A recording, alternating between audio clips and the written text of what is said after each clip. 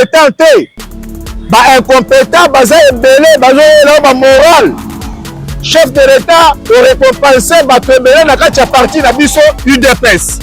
Bato na biso na kati ya parti UDPS bazo récompense ebele déjà. Oye ba les pionniers bakofaki batiki bana na bango, vous les avez nommés. Vous les avez récompensés, chef de l'État. Chef de l'État, moment où comme moment, il y a qu'au pouvoir, au tien, la vision chef de l'État, au milieu de tout. Comme Tingarayo Makas. Et compte tenu de ça, n'attira jamais pour que j'ai été le garçon du course, il y a campagne, il y a campagne en 2011, quand on postule en tant que député national, n'attira jamais pour j'étais le garçon du course, et même il y a durant la campagne na yo Corneille durant la Cobra Pinel na Mbujima en 2011 nema sengela ki malobi mais compte tenu ya ba dialoliste compte tenu ya bato penza balinga ko beta ba frappe ebele donc kaka ba miyini nde bayaka na ba plan ya mabe bandeko na ngai makambo ko mpenza show penza bakasi mokonzi ya mboka nzinga na yana muto alingaka ete. Comment fait-il que le chef de l'État fait déjà une carte de la sortie du gouvernement? Oyo déjà, tant qu'on fait ça, au revoir et pas il y a anciens ministres. Actuellement, je les appelle les anciens ministres parce que Bazouaki déjà au revoir et puis le remerciement du chef de l'État. Mais comment, jusqu'à maintenant, quand on essaie un peu de voir les choses, toujours comprendre. Gouvernement Lingabima.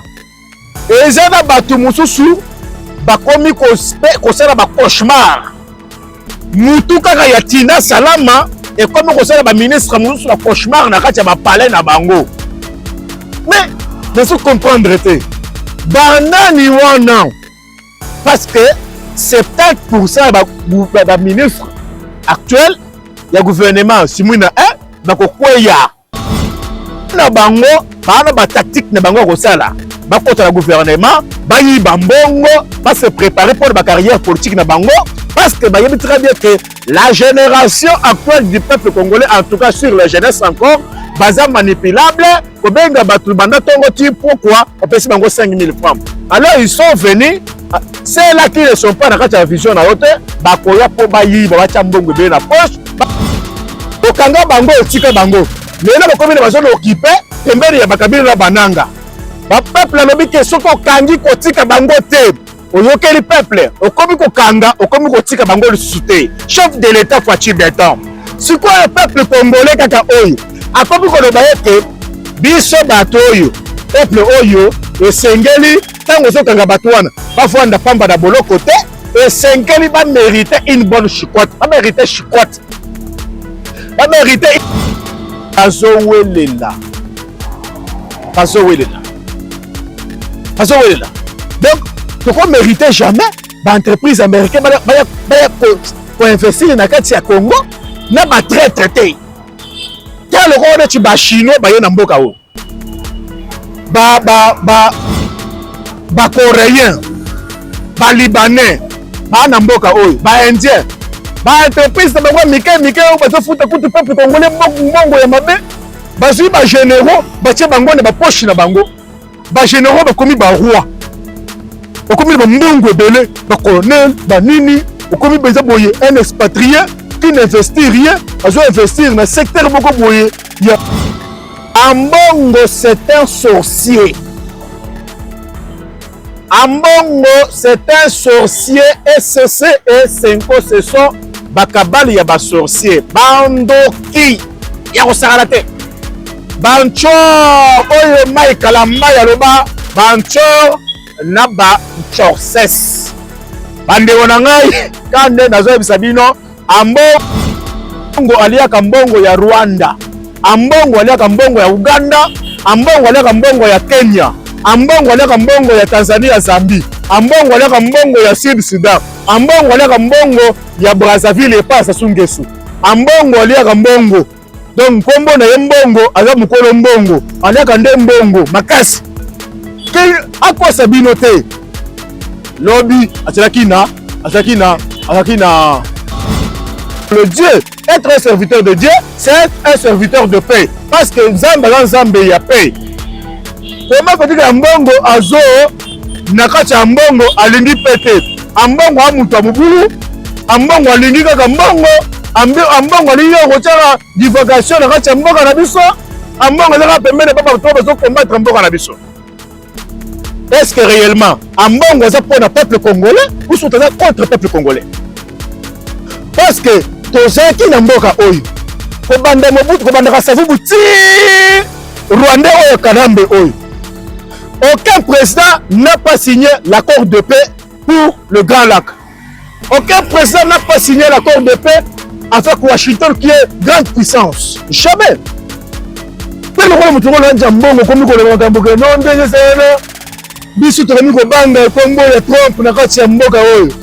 N'hésitez pas à liker la vidéo si elle vous plaît et si vous êtes nouveau sur la chaîne, n'oubliez pas de vous abonner et d'activer la notification pour ne rater aucune de nos prochaines vidéos.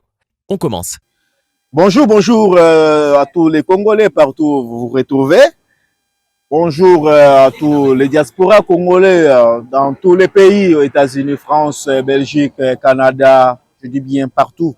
Ça dépend aussi de l'heure où vous recevez mes salutations. Ça peut être bonsoir et ça peut être aussi le bonjour sur le lieu que vous vous retrouvez. Merci beaucoup. Présentement, vous suivez Sénateur Debout dans une émission de l'analyse politique qui est dénommée émission L'amour de la patrie.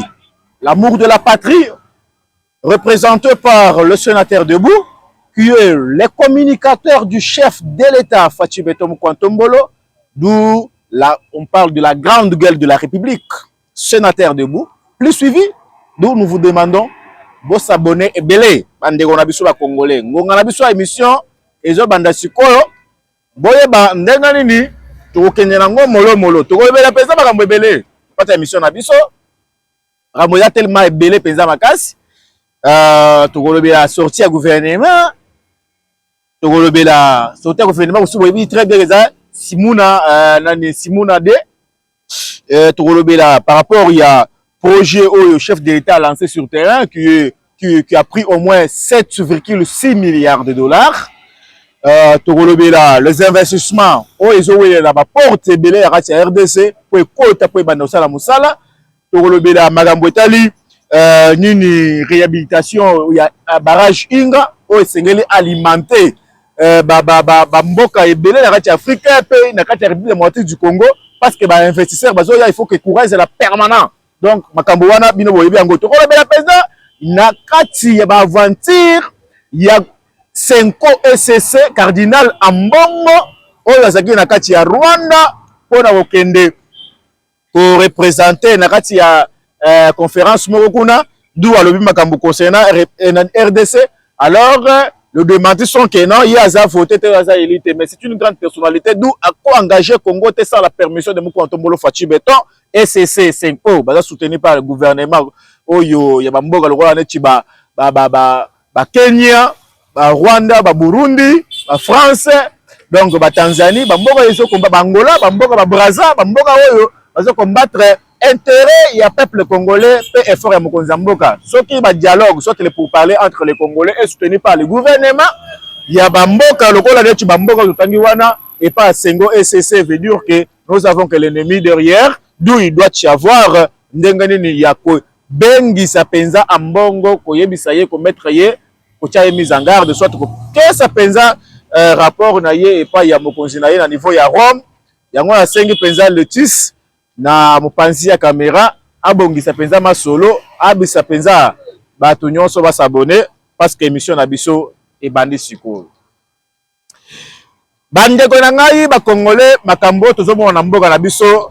Tout le monde pensa avec sortie à gouvernement, ngai moko na zo bisabino ke singa appelle Mathieu Kiti et je route na 26 provinces de la RDC et que Mathieu Kiti na parlé de la nation et la ndimo konzi mboka tina oya nyoso wana nini bato bazoluka misala na kati ya gouvernement alors que bato faut baluka basele le peuple congolais musala na zo bisabino kiko kamwa gouvernement esengela ke malobi mais compte tenu ya ba dialoliste compte tenu ya bato penza balinga ko beta ba frappe ebele donc kaka ba miyibi nde bayaka na baplan ya mabe bandeko na ngai makambo ekomi mpenza show mpenza makasi mokonzi ya mboka nzinga na ya na moto oyo alingaka ye te. Comment fait-il que le chef de l'État fait déjà une carte de la sortie du gouvernement oyo déjà tango azopesa au revoir et pas ya ba anciens ministres actuellement je les appelle les anciens ministres parce que bazouaki déjà au revoir et puis le remerciement du chef de l'État. Mais comment jusqu'à maintenant quand on essaie un peu de voir les choses toujours comprendre te gouvernement lingabima et ça na bato mususu bakomi kosala ba cauchemar mutu kaka ya Tina Salama et comme kosala ba ministre mususu na cauchemar na kati ya ba palais na bango. Mais ne se comprendre te banani wana parce que 70% ba ministre actuel ya gouvernement simuna bakokweya 70% ya bato lokuta ya ba milibi ya ba ministre bakokweya na nouveau gouvernement oyo ezobima. Tozo senge pa mokonzi ya mboka de ne pas toujours se ranger derrière ye ba flatter jamais. Parce que ye moko aza seul garant de la nation après avoir combattre M23 AFC PPRD ya mutu ya Mandefu Kanambe qui est aujourd'hui le patron de M23. Le chef de l'État doit passer maintenant à la vitesse de croisière ya kotonga mboka. À la vitesse de croisière ya kwa mena ba infrastructure na kati ya mboka. Ya la vitesse de croisière à la sociale ya peuple congolais. Mais après ça va kotia mboka na biso na kati ya kimia tokokende sikoyo na makambo ezotala la reconstruction de la République démocratique du Congo que Kanambe mutu Mandefu abomati. Yango tozolo bagaka la ndenge kaka ya koloba mokonzi ya mboka doit toujours voir que la sortie du gouvernement Siminade c'est un gouvernement qui doit amener les ambitions du chef de l'État vers 2028 pour que le peuple congolais et Betere Maboko c'est que mokonzi ya mboka reste le président à vie. Nakolingande ba congolais so balanda ngai ba o balingi mokonzi ya mboka pe babondela pona mokonzi ya mboka ba bisa mokonzi ya mboka message oyo gouvernement oyo a la mission il y a pouvoir respecter la vision du chef de l'État. Gouvernement oyo Siminade et Sengez ba gouvernement il y a ba hommes forts et les femmes fortes oyo ba ko s'incliner liboso il y a vision il y a peuple congolais. La vision du peuple congolais reste la vision du garant de la nation qui est le chef de l'État Fachi Beto Mukwantombolo. Yango tozo senga tango bazo nomé bino tolingi oyo bazo benga hémorragie ya détournement wana esila. Hémorragie ya détournement koyibaka peuple congolais mbongo détournement ya ba milliards esila pona ke mokonzi ya mboka azwa chance. Nous ne voulons pas mokonzi ya mboka oyo penza sénateur debout molobeli na ya zoloba eza penza ya kozwa en considération. Parce que parmi les gens que vous allez nommer, oyo bakobima ba ministre, ba monstre bakozala. Ba monstre bakozala pona bango bana ba tactique na bango kosala. Ba kota la gouvernement, ba yi bambongo, ba se préparer pour ba carrière politique na bango parce que ba yebi très bien que la génération actuelle du peuple congolais, en tout cas sur la jeunesse encore, baza manipulable, kobenga batu banda tongo ti pourquoi on peut se bango 5000 francs. Alors ils sont venus, c'est là qui ne sont pas dans la vision na yote, bakoya po bayi ba chambongo be na poche, ba se préparer pour ba bundisa en 2023. Ça c'est la réalité. Ba bundisi yo bangonde bazo welela. Bato ba bundisa mokonzi mboka bangonde bazo welela. Donc, quand le gouvernement Siminade, ça peut combattre mokonzi mboka en 2028. Alors, sachez très bien, Nanya ko mérité, c'est la ministre, Nanya ko mérité, c'est le peuple congolais, Moussala, Nanya ko mérité, la confiance na yo. Nous sommes dans un moment, dans un temps d'où il doit y avoir cette nomination, cette sortie du gouvernement Siminade, d'où il doit y avoir la personne qu'il faut à la place qu'il faut. Je dis bien, mokonzi mboka chef de l'État soko koyokela biso congolais seule demande oyo tokosala epai na yo ezali konome motu oyo capable d'assumer la charge oyo bokokombe ye oyo bokopesa ye charge oyo bokopesa ye motu oyo aza capable ya koassume yango tolingi komona motu teke yo un mois, 2 mois a commis objet de critique, il y a peuple. Parce que le peuple congolais, Azana et Belé, oiseaux et les panayo. Chef de l'État, Kocha Bato, il incompétent. Incompétent, Baza et Belé, Baza et moral. Chef de l'État, on récompensé Bato et Belé, n'a qu'à partir de biso UDPS. Bato na biso, n'a qu'à partir UDPS, parce que récompense et Belé déjà. Oui, bah. Les pionniers, vous les avez nommés, vous les avez récompensés, chef de l'État. Chef de l'État, moment où il y a comme moment, il y a qu'au pouvoir, la vision chef de l'État au milieu de tout, comme centre d'intérêt, il y a comme RDC. Nayango, les incompétents ne peuvent jamais mériter votre nomination dans le gouvernement Simina 2. Parce que Ngaï Mokone, la sénateur debout, n'a pas eu chef de l'État. Donc, les sénateurs debout, il y a qu'à il y a qu'à sans toutefois te payer, je vais le faire. Parce que la Lingarayo Makas, et compte tenu de ça, n'a jamais pour que j'ai été le garçon du course, il y a campagne, il y a campagne en 2011, quand on postule en tant que député national, n'a jamais pour j'étais le garçon du course, et il y a durant la campagne Corneille du retard, il y a Cobra Pinet, dans Mboujiba en 2011, on a dit Sima, la direction générale, il y a Vodacom, Nakacha Boulevard Tchiboui. Donc, je suis comme je suis et je ne réclame rien. J'ai pris pour vous jour et nuit. Et combien aussi, mettre fois sénateur debout, à Salotayo, Nandoto, Nabandoto et Belé. Parce que je suis en contact, en communication avec mon chef. Il faut aimer le chef de l'État. Il faut aimer une personne au Azo Kambabiso. Parce que nous avons longtemps courbé Nakati, il y a colonisation des Rwandais, de Tutsis, et nous avons eu notre sauveur qui était longtemps recherché, longtemps cherché, longtemps imploré par Dieu par rapport à Aya Kambabiso. Na yango, nazo félicité à Makambuka Makasi, et nazo yebisa chef de l'État, Makambu Oyo, ezo zela mapenza Makasi, c'est pour la préparation pour l'élection 2028, pour que la charge et aussi la décision finale est le peuple congolais pour que le peuple congolais aille le yasuka koloba ke Mokwantombolo soit seulement le dernier et Mutwasuka oyo okomema Congo na paix, na développement, na infrastructure, na makambo ebele ya yango toujours baka bongo. Na yango siko tokoye bande wana biso na kati ya deuxième sujet ezali 7,6 milliards de dollars. 7,6 milliards de dollars au chef de l'État atie na kati ya makambo etali projet du peuple congolais. Le projet du peuple congolais. 7,6 milliards ezali par rapport au chef de l'État a voté Bidiwana pour que ekota na kati ya makambo. Makambo nini? Ososola na kati. Bambezoya. Makambo ezoya.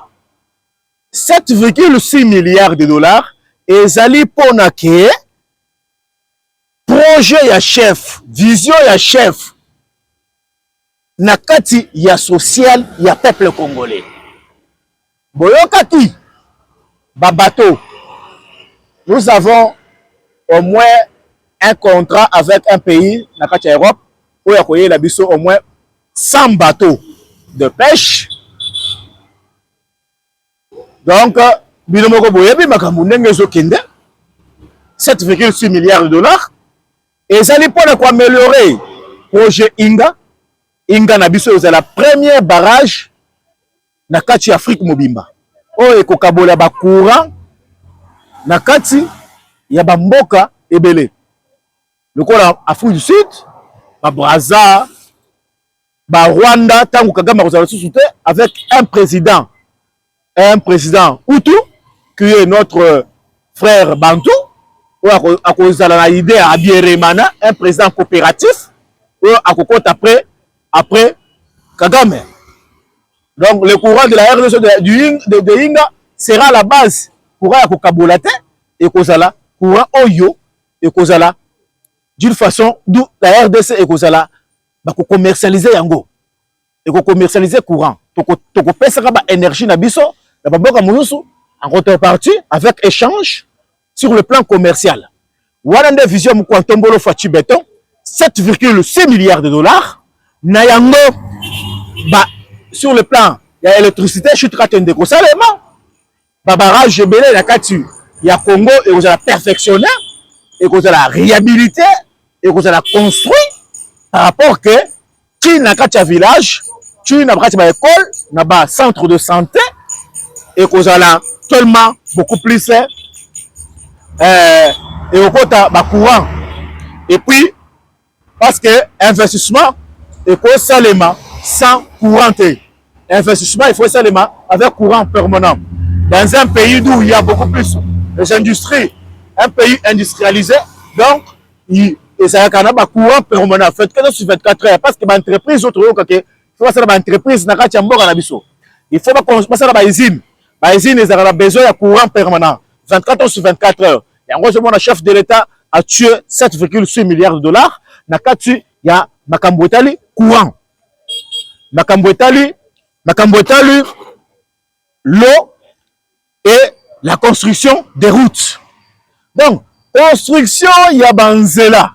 Par rapport à investisseurs, bakoya na bamitura na bango o bakota musa mitura na bango ba engin na bango bamitura ba société bamitura ba personnel et kota mo na banzela. C'est pour ça le chef de l'État a sali président ba o bazo benga banzela na biso ba o a circuler Kinshasa bozo mo na ba chantier ndenge zo kende ba chantier za belé d'où prochainement avec Montréal Lotus o akambaka chaîne ya Mutom TV na yango tokosala tokobanda sala ba desat na ba chantier de chef de l'État oyo bazala kati ya kosala oyo azosala par rapport ya bonheur ya peuple congolais banzela ekosala ba bandeko na ngai nde nazomona Congo eza en plein chantier avec Mukwantombolo nazo bisabino que chantier eza makasi banzela ezosalema en béton banzela ezosalema peza na bitume banzela ezosalema tina kati ya ba forêt équatoriale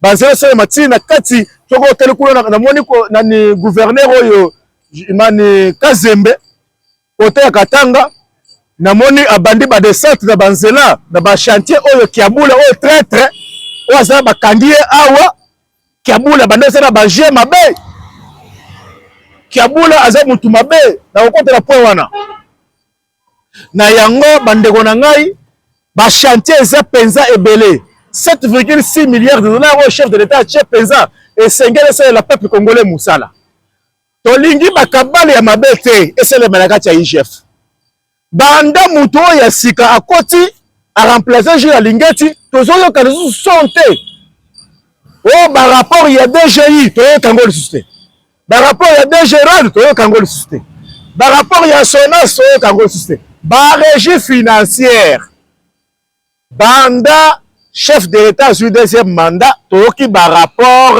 te vous réalisez combien oyo koti na kati ya caisse ya l'État tozoyo kango le susté. C'est que, entre parenthèses, je ne suis pas jamais et je ne serai jamais le communicateur de Jules Alingeti. Sauf si ce cas sollicité ngai parce que j'aimerais koloba bolamu ya mutu soki asali yango. Jules Alingeti natala ye asali pesa ba exploit kitoko ya bien makasi. Appréciable. Ngai moko na leka tango nazaki na temps oyo ya kozala penza côté ya maliboso. Il y a peuple congolais na ndenge oyo l'occasion m'était donnée na tawana na banda ko benga Jules Alingeti comme Alingeti linga ba miyibi parce que ya zaki penza ngai mutu lobaki penza ki aza linga ba miyibi na yango na se comprendre te mais oyo akoti o remplacer Jules Alingeti. Comment fait-il que yé rapport réseau canate ba miyibi bazo kangama te nata ya Agile Alingeti bamiyeba banda kokima bazalaki indisposé na yango bandeko na ngai o remplacer Agile Alingeti asala musala te 7,6 milliards de dollars yango zo pour le projet ya le peuple congolais musala. Est-ce que réellement le budget voté par le budget que le chef de l'État a mis à la charge du gouvernement actuel oyo bima sikoyo pour passer le peuple congolais musala na mbongo oyo oyo bima oyo ba miri ba kozela te ba ko détourner mbongo te parce que oyo koti banda koti azaka kimia na kosenga nde IGF est bien boosté à la vision du chef de l'État. Ce n'est pas pour rien que l'IGF a été attaché à la présidence. L'IGF a été attaché à la présidence, c'est pour que ce soit sous la surveillance de la présidence et que l'IGF puisse travailler à la vision du chef de l'État. Voilà, nous voulons que l'IGF puisse accélérer, motiver encore, engager ba stratégie ya sika, ko engager ba biloko ya sika. Oyo penza peuple congolais ozela, ko traquer ba miyibi. Na yango bandeko na ngai, azoyebisa bino ke ba ministre oyo ka ba miyibi wana oyo penza ba osala musala kitoko te, to kosenga pas chef de l'État avec la sortie de ce gouvernement ici. Ce ministre ayibi, bo les activer mbala moko. Boche titulaire, boche na vite na adjoint na ye, bazala kolandela bazala stratégie oyo to asali moi gaffe to désactiver ye, soit IGF le côtier, soit justice le côtier, mbala moko adjoint na ye akutana capacité à pouvoir kozwa place oyo titulaire abanda kosala. Bande konangai ba investisseur américain Trump azola muka azolo trafachi. Trump azolo makambu ya RDC chaque jour. C'est pour la première fois na yoka président Trump, président américain, mwana matete. Na benga kai mwana matete pona esprit o azala nango, ara mwana matete. Trump ala muka sujet RDC ezala na munoko. Azolo benga RDC, Fachi, azolo benga Fachi, leader de la RDC, leader du Congo. Félix Antoine Tshisekedi appelé leader na monoko ya président des États-Unis d'Amérique qui est la grande puissance. Nazo bisabino bandeko na minute oyo bo se préparer bo serrer ceinture na bino parce que Fachi Beton a la vitesse de croisière. Fils d'Abraham azaka kalikolo. Donc combat wazara nango et ça c'est parce que alingi peuple congolais makasi. Mwana mama Martin alingi Congo makasi ya kosagana te bandeko na ngai. Fachi on n'aime pas le Congo comme ça. On n'aime pas le Congo comme ça. Yango banguna bazala yoka sima papa. Le problème qui se passe c'est que ba investisseurs américains baza sima na bazala kati bazo wela ma porte. Ba uchi ko yebisa ngai sénateur député au sala émission BTCT makasi na ba consul na biso na niveau ya Afrique. Ba consul na biso na niveau ya Afrique, le Afrique ya Ouest wana, Ouest Afrique wana. Ba commission ki kaka Burkinabé, Malawi, Guinéen, Ivoirien, oh nani, soki azui kaka visa ya RDC, ba bandi ko sala fête pa na bango. Ba sali fête makasi, po nini azui visa ya Congo ya koya na Congo. C'est que Congo bango bashaki yango na mutu keza bilanga. Visa ya Congo esengeza na kaka le visa États-Unis avec contrôle makasi parce que nous sommes un pays infiltré avec 9 voisins. Les 9 voisins qui nous entourent baza contre pouvoir ya Fachi. Bakabale bele bezo mona oyo salema oyo. Ya ba tentative ba coup d'état bandeko na ngai. Eza France nde mutu oyo sala biloko wana. Comme preuve, bakabale bele ba tentative ya ba coup d'état. Ezo salema makasi. Ils ont se préparé na France. France et Boakeli Uganda. Uganda ya Museveni koko moko boye alili kotika président na biso les sauveurs Kimiate. Bande konangai makambo ezo kende esengeli olalo la muki obondeli pona chef de l'État. Olalo la muki obondeli pona chef de l'État. Uganda na bisika bango Museveni avwandeli carte ya destruction ya RDC. Museveni avwandeli avandeli place avandeli ba tentative la coup d'état na kati ya RDC place Museveni avandi ka loko neti ndoki alingi amelaka makila ba peuple congolais papa wana Museveni ana ba plan mabe mokonzi ya mboka ayokela ngai kosili na biso ambassade na biso na kati ya Uganda tokosenge pa mokonzi ya mboka esengeli balandela bato wana makasi parce que toti koyoka l'arrestation brusque mbala moko ya mutu azaki commanditaire Félix Mwenze wana un grand traître en Jean ya kosili na biso ambassade na biso na niveau ya Burundi bawuti kokanga ye par le service de renseignement ya Uganda bakangi ye à 4 heures du matin et le Congo avec la vitesse du croisière oyo fwachi betoza nango mbala moko avion kiti kuna ba récupérer ye ba ye kotia kotoyo il faut mutu wana eloko na kosenge pas chef de l'état batu ya bongo il faut mériter sanction ba mutu kokanga bango pamba te mokonzi mboka papa na yebi trop de kende makambo biso ya ba investisseur américain mais loko ba américain ndoko ba yo sunga biso na makambo eteli kokanga ba très belé ne bazali mais esengeli chef de l'état batu wana presa kokanga batu wana bakende ya buloko pamba te parce que liboso obanda kokanga okangi otiki ta lokola nechi affaire nechi ba François Beya okanga bango otika bango lelo bakomi na bazona okipe pembeni ya bakabila na bananga ba peuple alobi ke soko okangi kotika bango te oyokeli peuple okomi kokanga okomi kotika bango lisusu te chef de l'état Fachi Beton sikoyo peuple congolais kaka oyo akomi koloba ete biso bato oyo peuple oyo esengeli tango ozokanga bato wana bafwanda pamba na boloko te esengeli bamérite une bonne chicotte bamérite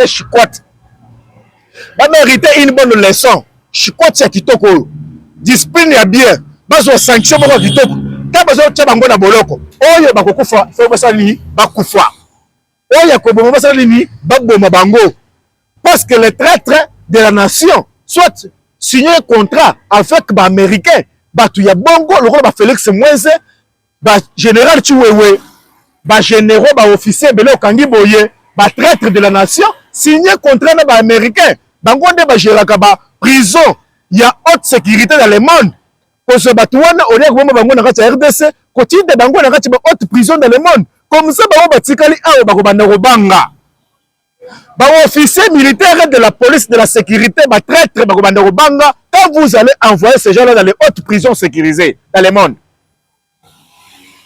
na yango bandeko na ngai wana eza bosengi o tosenge pas chef de l'état pour que ce soit exécuté la demande des enfants face à leur père au moins le rôle tu bato Osama Ben Laden bazana kati ba prison baza kuna bazo purger et c'est là la bongo na yango wazaka idée na chef de l'état ba entreprise américain bazo welela donc tu ne mérites jamais l'entreprise américaine ko investir na kati ya Congo na ba traité quel rôle tu ba chinois ba yena mboka o ba coréen ba libanais ba na mboka o ba indien ba entreprise ba mike o ba zo futa kutu peuple congolais mbongo ya mabe ba zui ba généraux ba tie bango na ba poche na bango ba généraux ba komi ba roi okomi ba mbongo ebele ba colonel ba nini okomi beza boye un expatrié qui n'investit rien azo investir na secteur moko boye ya médiocre oye pas na bango ko investir te mais c'est quoi ça alors les investisseurs américains comme le Marriott avec le Paris bato basala ba mbongo ebele bazo investir na kati ya mboka ba Paris, ba Marriott, ba terrasse hôtel avec ma condition qui tac. Il y a ba Bill Gates, ba ko vanda, ba Trump par banda oya sur la carte à Congo. Quand il y aura bien la descente des investisseurs américains, des Marines, les Marines comme les Blackwater. Le gouvernement congolais signé déjà signature de sécurité Blackwater et avec Bridgeway. Le spécialiste en matière de démobilisation et de cantonnement. oyo batindaki bango na niveau ya Afghanistan basukisaki penza bato ya Osama Ben Laden. Fachi Beton, c'est le sauveur du Congo, au peuple congolais, quand on solo, tous les gars pour la bananga aventurier, babisi moignon sowana, batoubo batente, bafang jongo, bato le président au fiakola, ba djembe kabango, to senga auditeur militaire na biso accélérer procédure à jugement ya Kabila Kanam do Kanambe Kazemberembe Kazereka le patron de AFCPPRD M23 to koyeba sebande biso to PPRD basa la Kenya bato biso PPRD wana ba Congolais ba kota kindoki kala mingi te ba ko sansa kindoki na bango tagu misala ko zala keba na kacha mboga misala ko tonda awa les investisseurs américains bo sala misala ba olemba na koyeba se ba Congolais babanda ko liaka déjà ba fruit bo liaka déjà ba fruit donc côté na biso penza ya nini donc il faut pas OCC attendre déjà ba matière nini ba peuple ba manda ko lia ba gene zo mela partout hein peuple ozo bakasi ndeni ni wana osala musala ba américain ba baza bato misala makasi ba américain ta osala musala hôtel likolo pendant 24 heures 8 heures du temps 9 heures du temps osala musala likolo mbango salaire na yo pe bien mutu na yo libanda ya kitoko et pas na yo kitoko. Donc il sera meilleur dans le temps de Fouachi après avoir chassé les rebelles, broyé les kabilistes, arrêté les nanga et les traîtres comme les généraux. Et qu'on a chaque Congolais avec une bagnole. Bandego, chaque Congolais avec une bagnole. Donc Congolais nous sommes mutu kanaye. Ketcho gouvernement congolais, 25 blocs pétroliers, ba minéraux plus de 100 minéraux dans la liste. Donc, chaque minéraux avec entreprise, usine, transformation, Bakecho, le cola, Bakecho, Fachi Beton, Banokabela, Bana, à partir de 18 ans, au diplôme d'État, Bakabelo Moutuka, et pas gouvernement. Parce que c'est un pays riche. C'est un pays riche avec un président qui a plein des ambitions. Il est temps de faire le chef de l'État, garde de la nation, sous sa mission, un prix Nobel de la paix. Un président à vie dans ce pays. Nous sommes tous d'accord. Tous Akinia, tous Vandi, tout à la Moussala. Mais on est comme ça pour le chef de l'État, titre voilà nyos. Pour Akamba Bisso, au-delà de 2028, c'est que Ache la Bisso, gouvernement à Sika et le gouvernement à triomphe. Gouvernement, il y a bravoure, il y a combattant. Gouvernement, il y a broyeur. Il y a l'homme de terrain. Gouvernement, il y a tout président Rosana Bisso, Dengue Sengeli. Très cher peuple congolais, avec tout l'amour des patriotes. Torob Sabino que Ambongo c'est un sorcier. Ambongo c'est un sorcier. SC et Senko ce sont Bakabali ya ba sorcier. Bandoki. Ya Saralate. Banchor oyo mai kalamba ya loba banchor na banchorses bande wona ngai kande nazo bisabino ambongo aliaka mbongo ya Rwanda, ambongo aliaka mbongo ya Uganda, ambongo aliaka mbongo ya Kenya, ambongo aliaka mbongo ya Tanzania, Zambie, ambongo aliaka mbongo ya Sud Sudan, ambongo aliaka mbongo ya Brazzaville et pas Sassou Nguesso, ambongo aliaka mbongo. Donc kombo na mbongo aza mukolo mbongo aliaka nde mbongo makasi ke akwa sabino te lobby atsaki na mais ako tozo bona le rôle de mon frère Fali to moni le rôle de mon frère le rôle de maître Gims boya ki ba activité oyo nyonso ko salema comme événement on va quoi inviter bango na Rwanda. Nous avons vu un joueur qui jouait na kacha équipe ya bal na kati ya Rwanda acheboye na kati ya terrain ariska liwa bascorter ye batie awa pesa félicitations. Comment faire ce genre de signe na kati ya gouvernement ya un sanguinaire Kagame Paul Kagame qui est monsieur Girafe. Mais toujours mona bandeko comme artiste babokende na Rwanda ba événement ba musicien ndenge moko mais Ambongo qui représente toute une église catholique. Un monsieur qui est sorcier, je ne sais pas. Il représente la paix ou comment? Parce que le Dieu, être un serviteur de Dieu, c'est être un serviteur de paix. Parce que Nzambe y a paix. Comment peut-dire qu'Ambongo Azo, Nakati Ambongo, Alingi Pete, Ambongo Amutu Amubulu, Ambongo Alingi Kakambongo, Ambongo Alingi Rochara, divagation, Nakati Ambongo Nabiso, Ambongo Zaka Pembe, Papa Toba, Zo combattre Ambongo Nabiso. Est-ce que réellement, Ambongo Za pour le peuple congolais ou sont contre le peuple congolais? Parce que, Tozaki Namboka Oyo, Kobanda Mobutu, Kobanda Kasavubu, Rwandais Oyo Kanambe Oyo. Aucun président n'a pas signé l'accord de paix pour le Grand Lac. Aucun président n'a pas signé l'accord de paix avec Washington qui est grande puissance. Jamais.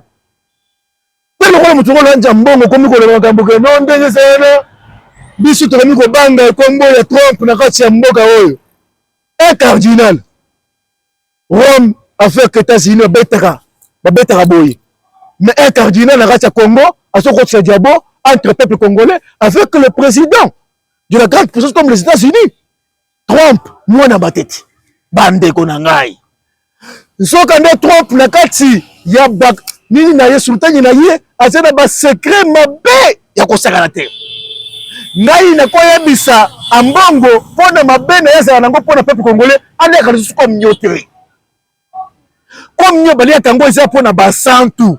Comme nyo bali kango pona bato ba melaka makila peuple te. Comme nyo bali kango pona bato yo ba zaka sima souffrance ya peuple ozo kambate. Bande konangai. Ambongo aza mutu mabe. Ambongo ne mérite jamais la confiance des fidèles des catholiques. Ambongo ne mérite jamais de se rapprocher même auprès de nani ya hôtel oyo cher ya place bataille ya jamais. Ambongo na pasteur évêque Mukuna ya aseka leki ambongo. Et ça vraiment pas si. Et ça n'a pas ça qu'on ne poste kolela. Comment roi mutu la ambongo? OK, nous sommes à conférence na Rwanda, un pays agresseur. Que trois pour moi na matete. On se met que béton leader du Congo. Le pays agresseur de la RDC c'est le Rwanda. Il n'y a pas question de FDLR. Il n'y a pas question de quoi que ce soit. C'est Kagame qui veut le minerai stratégique de la RDC. Moi, le Trump, moi, na matete mutolobi makamwana. Il y a sénateur débouté. Moi, le peuple congolais. Je suis la grande gueule de la République. Pembe na Fouachi béton. Béton.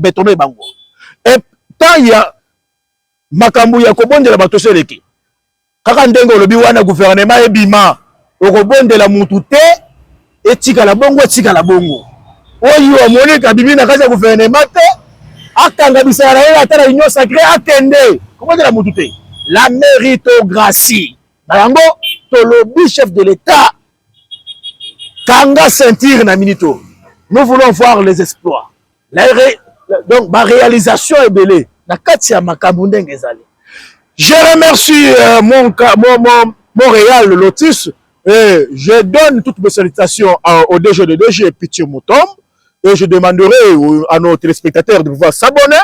Et ça va trop bien que le sénateur debout est toujours du côté qui est bon. Pour pouvoir kososola, koloba, kobeta makambo, l'amour de la patrie. Nous sommes toujours là. Sénateur debout est toujours debout. Merci.